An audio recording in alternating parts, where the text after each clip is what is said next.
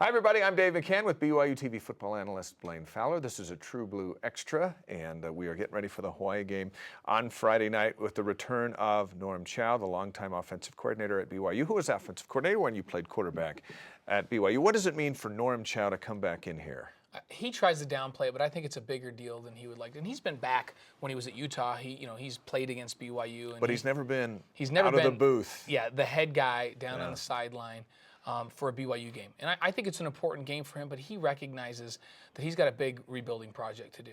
And he's a very good coach, an excellent offensive coach, and one of the great minds in all of college football, and pro football for that matter. I'm kind of interested. Do you think the crowd recognizes him with a warm applause, like, say, Steve Sarkisian when he came in with Washington and got one, or other former Cougs have come in? Or do you think it's just been, hey, you know what, everyone's kind of standoffish here, you just do your thing? I think it's been long enough that they won't have much of a response at all to him. And he's distanced himself from the program over those years, and he'll always be a part of what happened here. I mean, he's responsible in part as a coach for more than 200 wins while he was here. Including national championship, Heisman Trophy. He was a big part, but it's just been so long now that he's been gone. I think people forget. And they remember players and head coaches more than they remember assistant coaches. So when Sark comes back, and he comes back and is the quarterback that led them to that number 5 rating in the Cotton Bowl victory, Norm as a coach, and people will remember, but I don't think they're going to have strong feelings one way or the other about it. Here's a look at his resume in his first year at the University of Hawaii. Again, was at BYU from 1973 to 1999. How long ago? Well, when he was up in the booth calling plays, Mike Holmgren was down on the field as your quarterback coach. Yeah, when Ted Toner left after the '81 season, Jim McMahon graduated and Ted left, and Norm took the responsibility with Holmgren of being the play caller. Norm was up in the booth. And Mike Holmgren was down the sideline, and there were some really good years from '82 through '85 when those two were together calling plays, and that was a good combination because Norm was a very good play caller. He would send it down, and Mike Holmgren was a very good checks and balances guy that would say, hey, my quarterback doesn't feel good about that one, or how about this one? Together, they produced some big-time offenses over those years. The pressure is now on BYU's offensive coordinator, Brandon Doman, a little bit, especially now trying to figure out which of the 2 quarterbacks to use this weekend, or 3 for that matter. This is what Brandon had to say with Robbie Bolo after Thursday's game. As an offensive coordinator, the defense always talks about team. We win as a team, we lose as a team. But when the defense allows Boise State 0 points and loses, what do you say as the offensive coordinator? Well, it's sad.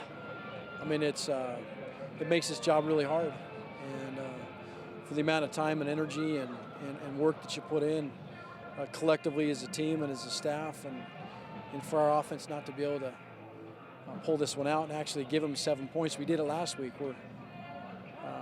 We might start winning some football games in tough environments if the offense would just stop giving the other team points. And we've done it 2 weeks in a row, and our defense has done everything that they needed to do to win the game, and offense hasn't done our part. Brandon Doman from Thursday night, right after the 7-6 loss to Boise State. All right, is he unraveling? I thought he was really poised in that situation. Yeah, I thought that was good. That was a very candid question that Robbie threw out to him, and I was impressed with Brandon's answer. A lot of young coordinators, even young head coaches, hey, let's face it, experienced head coaches would be very defensive about a question like that. And he managed through it. I think he's pretty level. I think he learns every game.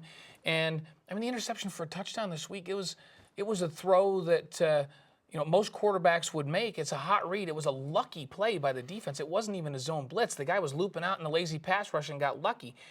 And but it's more than just that. You give the touchdown away. The offense just hasn't been able to generate much movement, and I think that it's partly because Riley's been hurt the last couple weeks. So Brandon has a big decision this week.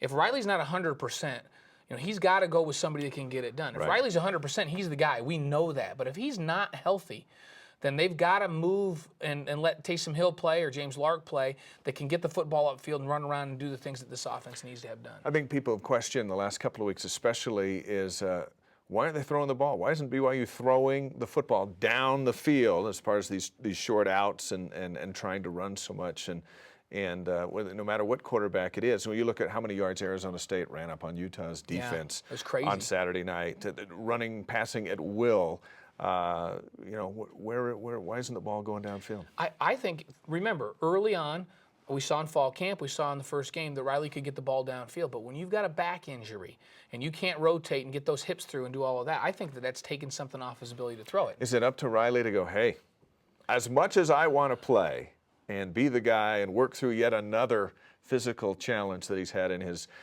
storied career, is it up to him to go, hey, you know what?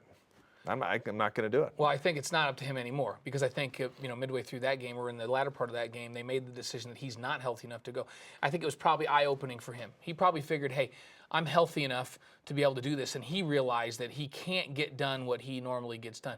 He buys extra time, gets the ball upfield with scrambling, and he's just not right now. And if you're not right physically, the things that he does best are taken away by this injury.